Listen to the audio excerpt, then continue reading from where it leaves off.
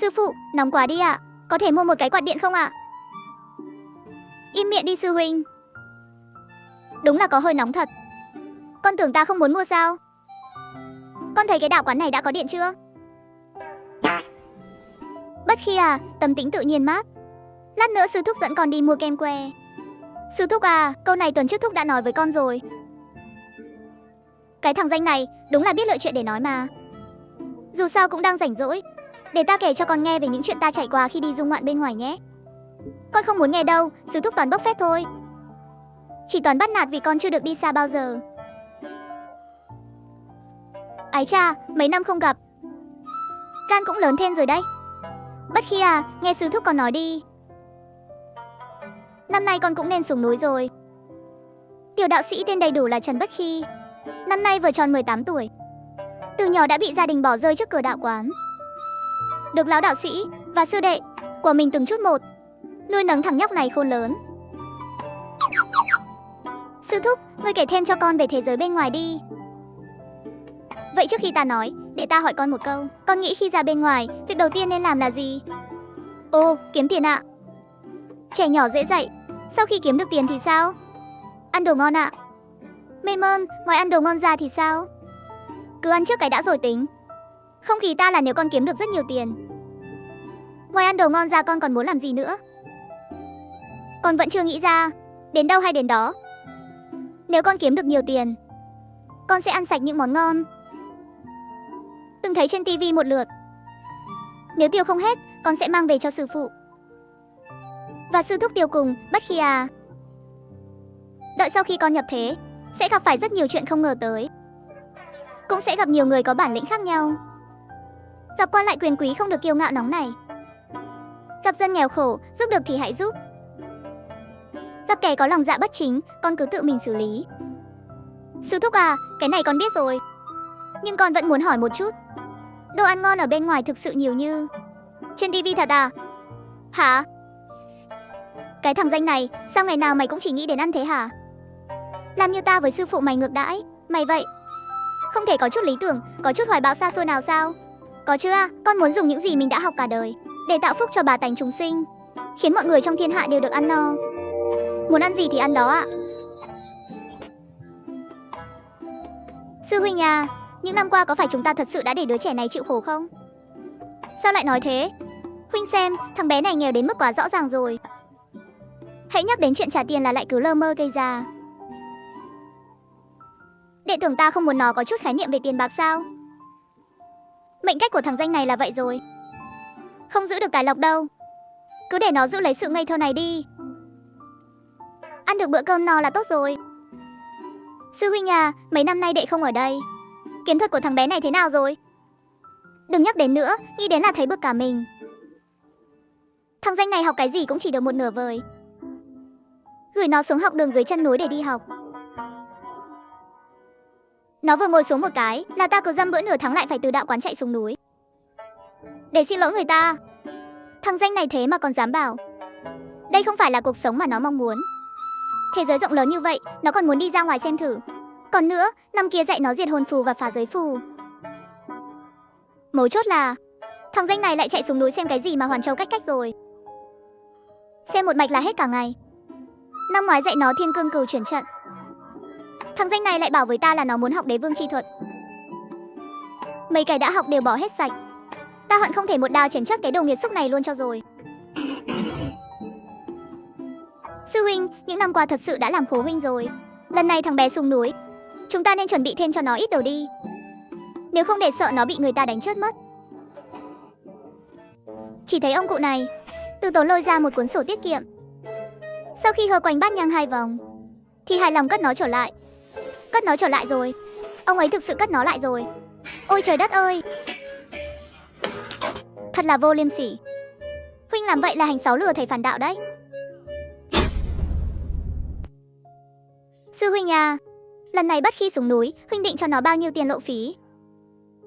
Nhiều quá chắc chắn không được. Thằng nhóc này có thể xài hết sạch trong một ngày đấy. Hay hề, ít quá thì lại sợ thằng bé tự làm khổ mình. Dù sao thì cái thằng lòi này cũng là tự tay ta nuôi nấng trưởng thành mà.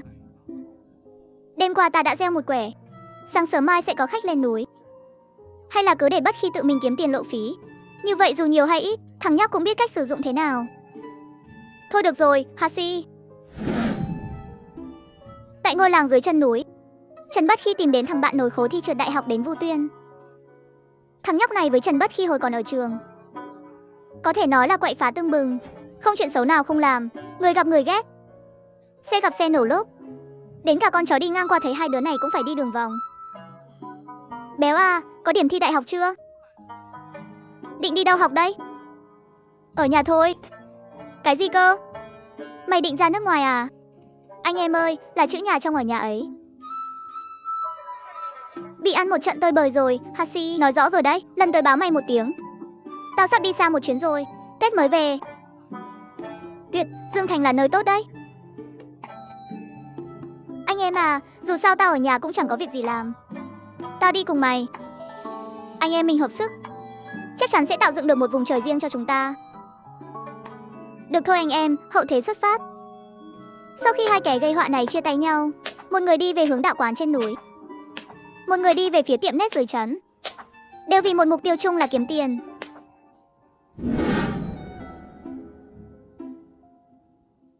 Anh Vu, sao anh lại tới đây? Vài ngày tới anh phải đi xa một chuyến. Mấy đứa tụi bay gom ít tiền lại đây, đợi đến lúc anh đấy phát đạt rồi, quay lại sẽ dẫn các chú đi ăn ngon mặc đẹp. Anh Vu, đây là toàn bộ gia sản của tụi em rồi. Nhìn mấy cậu sinh viên lục tung hết các túi trên người, gom góp được một số tiền khổng lồ là 12 tệ. Vu béo nở một nụ cười mãn nguyện. Được rồi, đợi anh về sẽ mời mấy đứa ăn cơm chiên.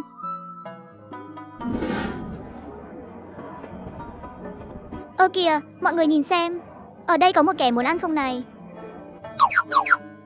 Lúc này, Trần Bất Khi nhìn thấy một ông lão trước bàn thờ, đang lục tìm gì đó trong túi xách. Tim của Trần Bất Khi như treo ngược lên cành cây, đôi mắt dán chặt vào đầy mong đợi. Chỉ thấy ông lão này từ tốn lấy ra một cuốn sổ tiết kiệm. Sau khi hơ quanh khói nhang 2 vòng, thì mãn nguyện cất nó vào lại. Cất vào lại rồi. Ông ta thế mà lại cất nó vào lại. Hừ, thật là cái quái gì không biết. Đúng là trơ cháo. Ông làm thế này là hành sáu lừa thầy phản tổ đấy. Đại sư à, có thể cho mượn ống xăm dùng chút không? Anh Di Đà Phật.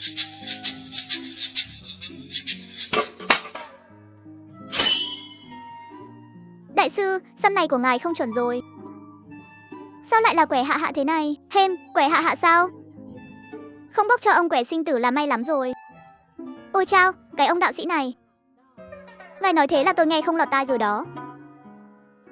Sao ngài lại có thể nói năng kiểu như vậy hả? Ở đây là đạo quán, không phải chùa chiền. Anh Di Đà Phật, anh Di Đà Phật. Mà chuẩn được mới là lạ đấy, ha ha, ái cha cha.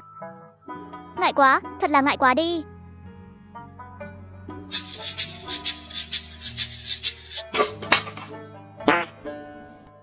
Lắc tiếp đi.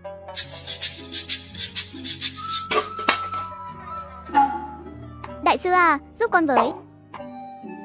Ông làm thế này là đang sỉ nhục ta đấy. Ồ, giúp một tay đi mà.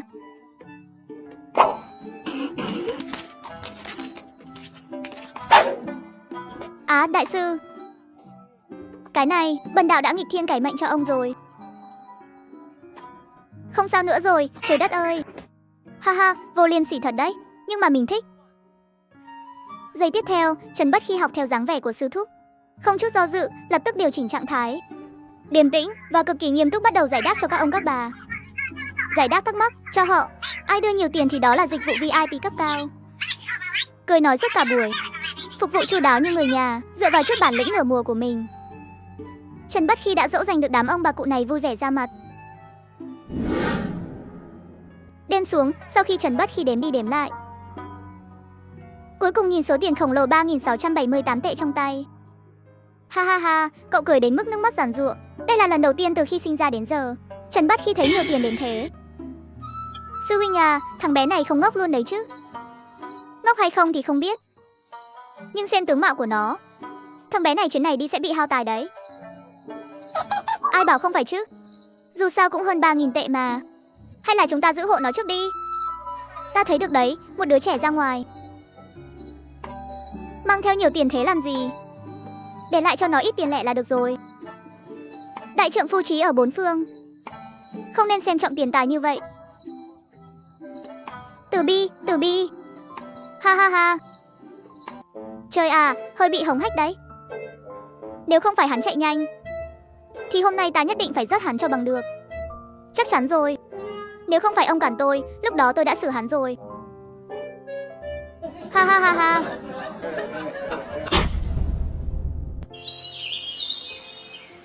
Anh. Sáng sớm thức dậy, Trần Bất Khi phát hiện tiền tiết kiệm của mình đã không cánh mà bay. Đúng là ứng với câu nói cũ, ngày phòng đêm phòng, giặc nhà khó phòng. Hai cái lão già này. Lúc này sư phụ và sư thúc đã chạy ra khách sạn bên ngoài ở từ đêm qua, giờ đang ung dung thưởng thức bữa sáng. Sư huynh, huynh nói xem Bất Khi có khi nào ăn vạ ở đạo quán không chịu đi không? Không đâu, cùng lắm là mắng vài câu thôi. He, thằng nhóc đó sớm đã muốn ra ngoài xem thế giới rồi. Giúp ta lấy thêm mấy cái quẩy nữa đi. Lúc này, Trần Bất Khi đang ngồi thất thần ở cổng lớn đạo quán, nước mắt giàn giụa nhìn 300 tệ ít ỏi còn sót lại trong tay. Lão đạo và sư thúc rốt cuộc vẫn chưa hoàn toàn mất hết lương tâm, vẫn để lại cho Trần Bất Khi một ít. Bất Khi, mày làm sao thế này? Tao đợi mày ở dưới núi nửa ngày trời rồi. Béo này, mày mang theo bao nhiêu tiền ra khỏi cửa thế? Như đây cũng đủ cho anh em mình xông pha giang hồ rồi. Hôm qua cha mẹ của Vu Tuyên nghe nói con trai mình muốn ra ngoài làm thuê, thực sự đã được một phen kinh ngạc. Đứa con trai số nhỏ của mình đột nhiên biết suy nghĩ rồi. Thế là thức trắng đêm dọn đồ cho Vu Béo, để tống khứ nó đi cho khuất mắt. Chỉ sợ nó đổi ý không đi nữa.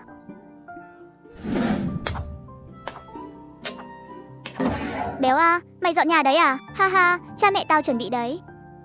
Nói cái gì mà đồ đạc bên ngoài đắt đỏ, nên cứ thế nhét đầy vào thôi. Cha à, con đi đây. Làm ăn không khấm khá con không về đâu đấy. Tạm biệt nhé người anh em. Thế thì có lẽ phải mấy chục năm sau mày mới về được rồi. Bất Khi, mày đừng dọa tao chứ. Ha ha ha, đùa mày tí thôi. Mày làm tao suýt chết khiếp. Mãi đến tối, hai chàng thiếu niên này mới đến được thành phố gần nhất là Thượng Nhiêu. Lần đầu tiên bước ra khỏi núi lớn, cả hai tò mò quan sát những con đường rộng lớn bằng phẳng và dòng người qua lại. Nhìn cái gì cũng thấy mới lạ, đôi mắt nhìn không xuể luôn. Mấy tên nhà quê đừng có chắn đường.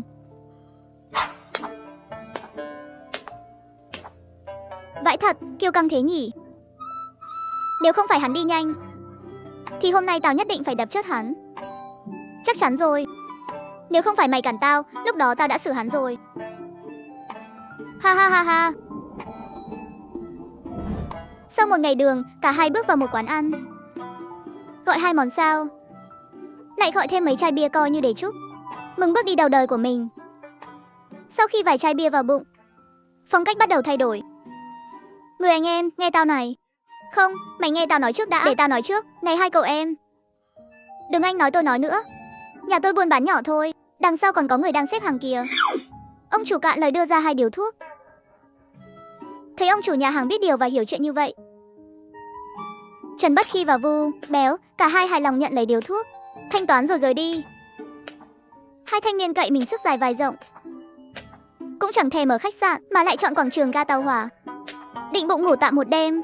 Lúc này quảng trường ga tàu toàn là những người như Trần Bất Khi và Vu Béo, những người lao động xa quê. Cả hai lôi chiếu ra trải rồi lăn ra ngủ luôn. Chết tiệt, hành lý của tao đâu rồi? Trời ơi, cái tay nải của tao đâu? Trong cái rủi có cái may. Cái tay nải mà sư phụ Trần Bất Khi chuẩn bị cho cậu, tối qua đã được Trần Bất Khi dùng làm gối kê đầu. Vu Béo cũng vậy. Cái ba lô luôn được kê dưới đầu. Điều đáng mừng hơn nữa là tiền của Trần Bất Khi và Vu Béo đều giấu trong đáy quần. Hai đứa lại còn ôm nhau ngủ, chân tay quấn quýt lấy nhau, khiến gã ăn trộm định tiện tay dắt dê cũng không biết ra tay từ đâu. Đựng cái gì mà nặng thế này? Đại ca, không lẽ là tiền sao? Nhìn cái vẻ ngốc nghếch của tụi nó, nếu hai thằng nhóc đó mà có tiền thì đã chẳng ngủ ở quảng trường ga tàu. Đại ca nói chí phải, đại ca nói chí phải. Đừng có làm nhảm nữa. Mau mở cái bọc đó ra đi. Dạ vâng. Nhìn thấy nguyên một thùng đầy lạp xưởng và thịt các bếp. Hai vị huynh đài này ngớ người ra, thật là khổ quá mà. Hai thằng nhóc này định đi lánh nạn hay sao vậy? Ô, thua sạch rồi, chẳng còn gì nữa. Bà nội nó chứ.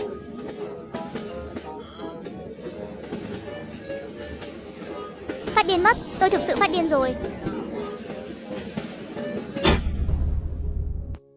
Trần Bất Khi và Vu Béo, hai người ở bên ngoài ga tàu, chửi bới om sòm suốt hơn nửa tiếng đồng hồ, mới đành phải chấp nhận thực tế là mình bị trộm.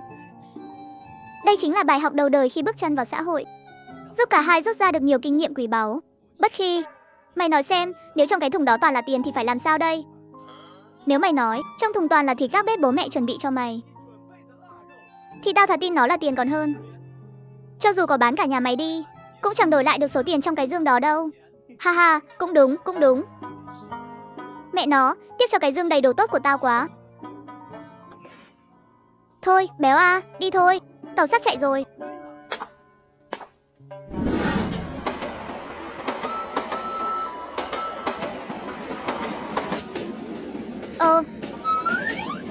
Không vội, mày có mang theo nước không? Tao mang cái đầu gối bà nội mày ấy. Suy sụp, tao thực sự suy sụp rồi. Hơn 20 tiếng đồng hồ, chuyến tàu này mới đến được Dương Thành. Trần Bất Khi và Vu Béo, hai người họ đeo hành lý trên vai, đứng ở sảnh lối ra, chăm chú quan sát thế giới mới này. Béo à, thời đại thuộc về hai anh em mình đến rồi. Haha, chắc chắn rồi. Sau này ở đây, cái tên Vu Tuyền của tao nhất định sẽ vang dội khắp bầu trời. Bất Khi à, đến Dương Thành rồi, tao dạy mày mấy câu tiếng Quảng Đông nhé. Hả, mày còn biết cả tiếng Quảng Đông nữa à? Phết lác, anh đây đừng có mà coi thường. Chút thiên phú ngôn ngữ này tao vẫn có nhé, được không? Tao dạy mày câu chào hỏi đầu tiên. Bắc gai ga, Bắc gai ga. Béo, mày không nhầm đấy chứ? Sao tao nghe nó giống như lời chửi bới vậy? Haha, không đâu. Mấy cái phim Hồng Kông tao xem, bọn họ vừa gặp nhau là nói câu này. Mày nghĩ mà xem, mỗi lần anh em mình gặp nhau là anh em thế nào rồi? Thì câu này chắc cũng có nghĩa như vậy đó. Haha go. Thầy gái xinh là mình phải nói siêu la bà nhé. Siêu la ba. Còn nhiều lắm. Để anh đây dạy mày từng câu một. Tiêu nê lầu mô. Chất nào má, tức chất mày luôn. Ái cha, có ai dám khinh thường mày chứ, bản lĩnh đàn ông mà lị. Trần Bất Khi nghe mà ngây người ra, nhìn bộ dạng đầy tự tin của Vu Béo. Vì tin tưởng anh em, Trần Bất Khi lại ngại không dám hỏi Vu Béo rốt cuộc là học từ bộ phim nào. Nếu lúc này Trần Bất Khi mạnh dạn hỏi thêm một câu, thì sau này đã không đến mức bị người ta cầm dao phay, truy đuổi chém khắp phố. Haha, tất nhiên đó là chuyện sau này. Trong khi Vu Béo còn đang khoe khoang vốn tiếng Quảng Đông của mình, thì một đám đàn ông vạm vỡ liền túm lấy cổ áo của Trần Bất Khi và Vu Béo rồi lôi họ vào một góc khuất. Bên cạnh nhà ga, chẳng nói chẳng rằng, chúng lao vào đấm đá túi bụi hai người.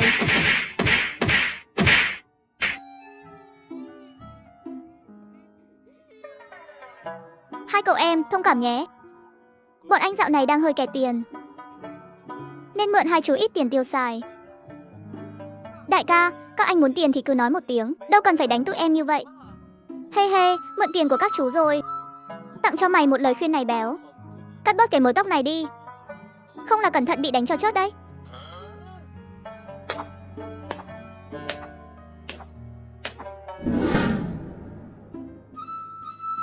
Mãi đến tận buổi tối, hai người mới lững thững đi về phía trung tâm thành phố.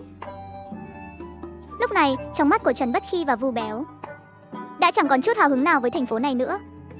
Bất Khi, mày nói xem, chúng ta thế này có tính là tiền đế khởi nghiệp chưa nửa đường mà đã băng hà không hả? Trần Bất Khi kinh ngạc nhìn Vu Béo. Vạn lần không ngờ tới là Vu Béo lại có thể nói ra được câu nói có trình độ như vậy. Mày nhìn tao cái kiểu gì vậy? Dù gì tao cũng tốt nghiệp cấp 3 rồi đấy nhé. Đi thôi, mẹ nó. Phải chi đống gà cay với thịt sông khói vẫn còn thì tốt rồi. Hai vị tiểu huynh đệ, xin dừng bước. Lại là tiểu huynh đệ à? Nhìn cách ăn mặc của cậu là đạo sĩ sao? Trần Bất Khi trong bộ đạo bào màu xanh đang quan sát kỹ người đàn ông này. Cũng phải thôi. Vừa ra khỏi ga tàu đã gặp ngay hai cú lửa đau đớn. Không cẩn thận không được. Đừng lo lắng. Tôi mời hai cậu một bữa cơm. Tiệm này là do tôi mở. Trong tiệm ăn sáng, Trần Bất Khi và Vu Béo ngồn ngấu các loại món ngon. Hai người này đã sớm đói đến mức dán cả bụng vào lưng rồi. Người đàn ông đó cứ tủm tỉm cười nhìn hai người họ. Béo, ăn no chưa? Lạ thật. Vẫn còn thiếu một chút. Cho anh bạn tôi thêm một bát mì vịt quay nữa. Sau khi rượu no cơm chán, Trần Bất Khi rút từ thắt lưng ra một bầu gỗ đen nhỏ, quăng cho người đàn ông đó. Người đàn ông thoáng ngẩn người. Tiếp đó Trần Bất Khi nói: không ăn không bữa cơm của ông. Chuyện nhà ông không phức tạp như ông nghĩ đâu. Chỉ là đứa trẻ con nhỏ, lúc đi chơi bên ngoài nhìn thấy thứ không sạch sẽ thôi. Cái này ông cầm về đặt ở đầu giường đứa trẻ. Ngày mai là khỏi thôi. Đi thôi, Béo. Đại sư xin dừng bước. Vừa nay đã chậm trễ rồi. Có thể mời hai vị lên lầu trò chuyện một lát không? Ngại quá. Ăn bữa cơm này của ông, tôi giúp ông giải quyết một chuyện. Chúng ta coi như huề nhau. Những chuyện khác sau này hữu duyên gặp lại nhé. Tôi hiểu. Tôi tên Tất Gia, người địa phương, có mở vài tửu lầu ở đây.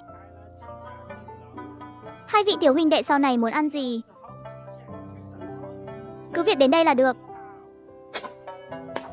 Ô, anh Tất, cảm ơn nhé. Tại hạ là Trần Bất Khi.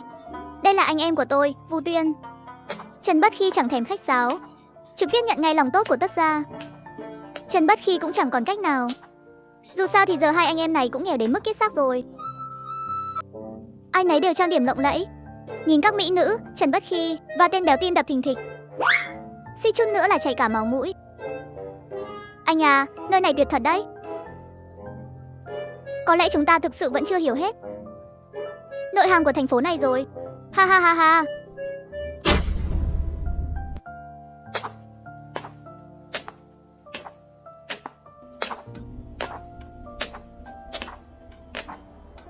Bảo thế nào rồi?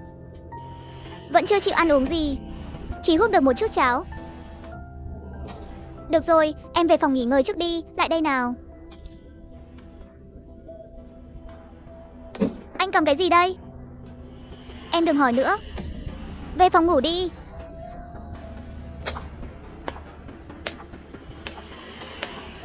Sau khi mọi chuyện đã được thu xếp ổn thỏa, Lão Tất trong lòng thấp thỏm không yên nhìn con mình. Đợi một hồi lâu sau mới về phòng nghỉ ngơi. Vài ngày trước, vợ của Lão Tất dẫn theo con trai về nhà ông bà ngoại ở làng bên chơi. Vô tình bắt gặp một đám tang. Trẻ con vốn dĩ tò mò, chỉ nhìn cái quan tài mấy cái là lâm bệnh nằm liệt giường. Hai vợ chồng đưa đứa bé đi khắp các bệnh viện lớn ở Dương Thành, nhưng đều không kiểm tra ra bệnh gì. Hôm nay, Lão Tất vẫn đến tiệm như thường lệ, thì tình cờ gặp được Trần Bất Khi đang lúc túng thiếu. Nhìn thấy chàng trai mặc đạo bào, Lão Tất như có linh tính mách bảo mà mời hai người vào ăn một bữa. Có lẽ là tâm lý còn nước còn tát, cũng là để tích đức cho chính mình. Lúc này, Trần Bất Khi và Vu Béo đang nấp ở cổng đồn công an, đếm xếp tiền mà Lão Tất đã cho. Cũng tại bị cướp đến sợ rồi. Chỉ có ở đây mới thấy yên tâm hơn chút. Bất Khi à, ta tối nay ở đâu? Tìm đại cái nhà nghỉ nào ở lại trước đã. Ở đây không an toàn chút nào. Nếu mà ngủ ở công viên, sáng mai chắc chúng ta lại trắng tay quá. Ha ha ha, 11 giờ 20 đêm. Hai thiếu niên đang hừng hực khí thế, sải bước đi về phía nhà nghỉ. Dương Thành về đêm, dòng người hối hả không kém gì ban ngày. Trên đường phố đâu đâu cũng thấy người chen chúc. Mấy cô gái ăn mặc mát mẻ, ai nấy đều tươi xinh mơn mởn, khiến tim Trần Bất Khi và Vu Béo đập thình thịch. Suýt chút nữa là chảy cả máu cam. Anh ơi, đúng là nơi tuyệt vời mà. Ha ha ha, có lẽ chúng ta thực sự vẫn chưa hiểu hết vẻ đẹp tiềm ẩn của thành phố này. Ha ha ha ha ha ha. Ngay lúc Trần Bất Khi và Vu Béo còn đang đắm chìm trong khung cảnh tươi đẹp này, thì phía sau bọn họ, một đám thanh niên cầm dao găm, dao phay đang lao vào ẩu đả với một nhóm trẻ trâu khác. Park Aisa, rớt sạch bọn chúng cho tao. Hừ. Béo này, mày có chắc Park Aisa nghĩa là xin chào không? Bọn họ đánh nhau mà cũng phải chào hỏi nhau thế à? Cảnh tượng chẳng khác gì mấy đoạn phim hành động được cắt ghép cả.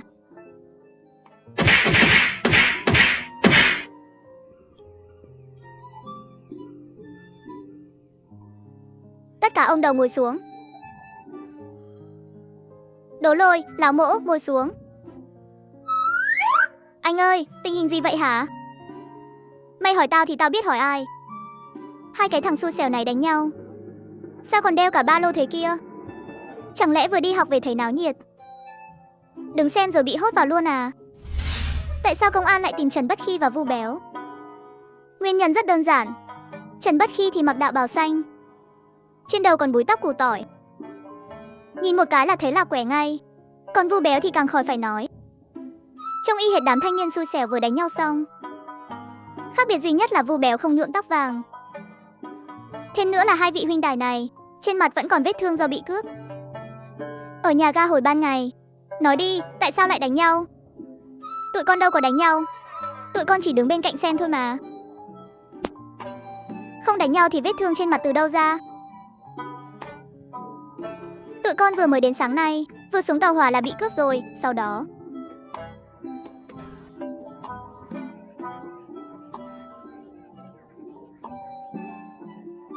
cái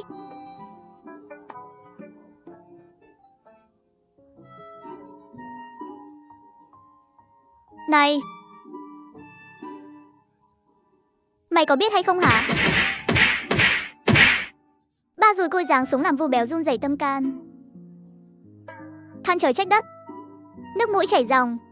Giấc mộng đại hiệp hào hiệp trượng nghĩa trong lòng trực tiếp bị đánh cho tan tành. Tiếp theo hỏi gì đáp nấy, thành thật khai báo hết.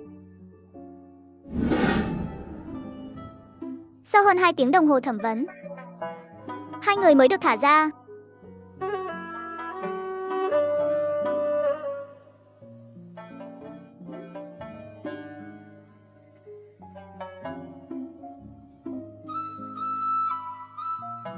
Anh ơi, mình về nhà đi. Ban ngày mày còn nói là muốn trổ hết tài nghệ mà. Không trổ gì nữa, không trổ nổi một chút nào luôn. Lúc này Trần Bất Khi cũng muốn đi rồi. Chỗ này đúng là không phải nơi cho người ở mà. Mới ngày đầu tiên đến đã gặp bao nhiêu là chuyện tào lao. Béo à, Lơ đến đây rồi. Chúng ta tìm chỗ ngủ trước đã. Có gì mai tính. Tiếp theo tập trước, sau khi Trần Bất Khi và Vu Béo được thả ra, họ tìm đại một nhà trọ. Sau khi cả hai tắm rửa sơ qua, thì nằm trên giường nhìn lên trần nhà. Ngay khi hai người họ dần chìm vào giấc ngủ. Trai đẹp ơi, ngủ sớm thế à? Để chị tìm mấy em gái đến bồi tiếp cưng nhé. Ông ha ha ha. Ha ha. Ha ha. Ông hô, Trần huynh đệ, lại gặp nhau rồi. Mê mông, Trần huynh đệ. Cậu làm tôi tìm vất vả quá đi, ha ha ha. Con trai anh khỏe rồi chứ? Đúng vậy à, cậu đúng là thần thánh phương nào rồi. Hôm nay về nhà, theo lời cậu dặn, tôi đem bảo bối cậu cho đặt ở đầu giường con trai. Chưa đầy 2 tiếng là thằng bé đã khỏe lại rồi. Tôi đặc biệt đến đây để cảm ơn cậu đấy. Sự xuất hiện của lão Tất cũng làm dịu đi ngọn lửa giận trong lòng hai anh em. Trần huynh đệ, đi thôi. Về nhà tôi ở. Tuyệt đối không thể để cậu phải chịu khổ ở cái nơi như thế này được. Cũng được Béo ơi, đi thôi. Lát sau, Trần Bất Khi và Vu Béo đã đi cùng lão Tất đến căn biệt thự cao cấp của ông ta. Phòng khách rộng lớn rực rỡ ánh đèn.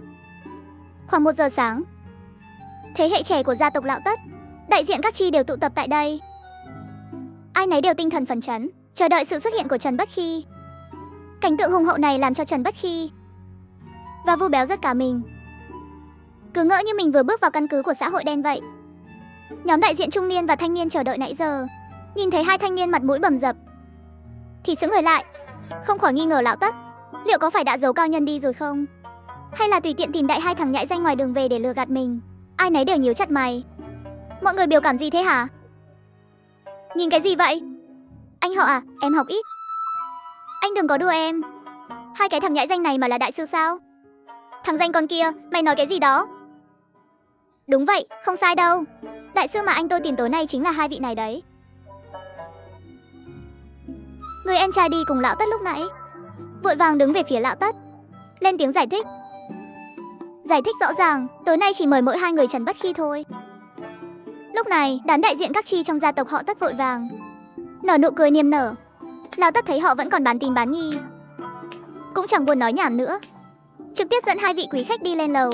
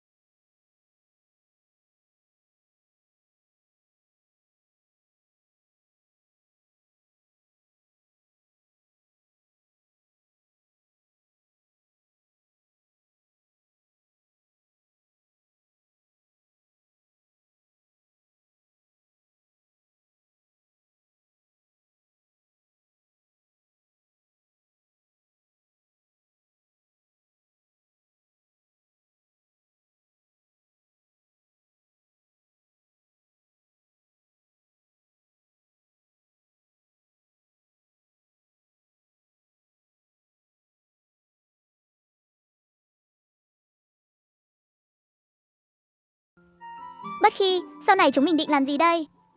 Tao không biết nữa, cứ tới đâu hay tới đó đi. Mày có dự tính gì không? Tao nghe mấy người đi làm thuê về kể lại, trong các xưởng ở Dương Thành có nhiều gái xinh lắm.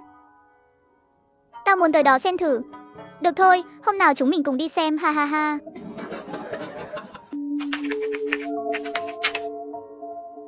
Anh! Con trai, ráng chịu đựng thêm chút nữa. Ngày mai sẽ có đại sư tới giúp con thôi.